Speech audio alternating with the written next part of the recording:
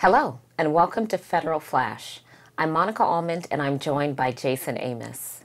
It was a busy week on Capitol Hill. Secretary DeVos testified in the House, but did one of her answers violate the Constitution? We'll take a deeper look. We'll also review a $100 billion plan from congressional Democrats that could bring relief to striking teachers. Jason, tell us about the hearing in the House. Thanks, Monica.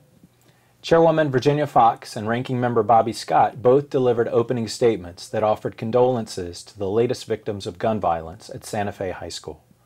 But that was the only thing Republicans and Democrats had in common at the 4-hour hearing, which marked the first time Secretary of Education Betsy DeVos testified before the House Committee on Education and the Workforce. The hearing covered several topics: the Commission on School Safety, chaired by DeVos, student loans, career and technical education, and more. We're going to focus on just two issues, but you can watch the hearing in its entirety at the link below. Chairwoman Foxx reminded the committee of her belief that the federal government has little to no role to play in education, noting that, quote, there are 4,543 words in the Constitution. Not one of them is the word education or a synonym for it, end quote.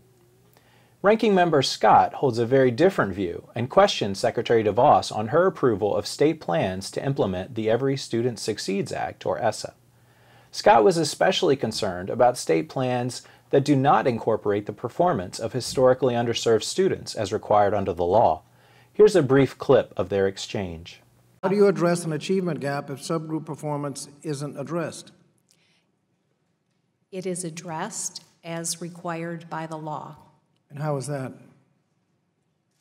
Whatever the law states, it requires. What does the law state? The plans that I have approved follow the law as Right. this body passed. And what is the requirement? If the question is what the law does not include that you might have wished it did, I will not add to the law. I will follow the law.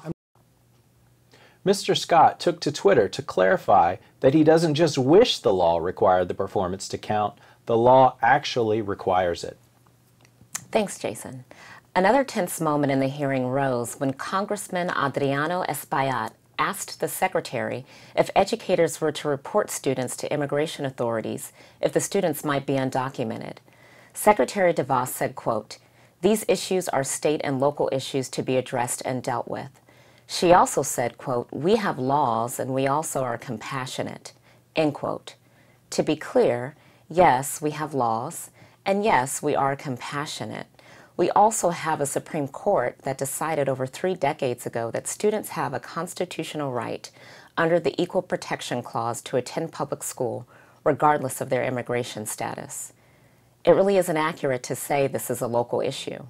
It's a constitutional issue, one that was clarified by the Supreme Court in 1982 in Plyer v. Doe. We want to be very clear about this. Students have the right to attend public school regardless of their immigration status. If you would like more information on this, please watch our webinar from a few months ago, available at the link below. Thanks, Monica. On the same day Secretary DeVos testified on the Hill, congressional Democrats issued a call for an additional $100 billion investment in education. $50 billion would be dedicated toward increasing teacher compensation, and $50 billion would go towards school infrastructure. The proposal is part of an agenda Democrats are advancing called A Better Deal. Additional information is available at the link below. That's all for now. For an alert when the next episode of Federal Flash is available, email us at alliance@allfored.org. Thanks for watching.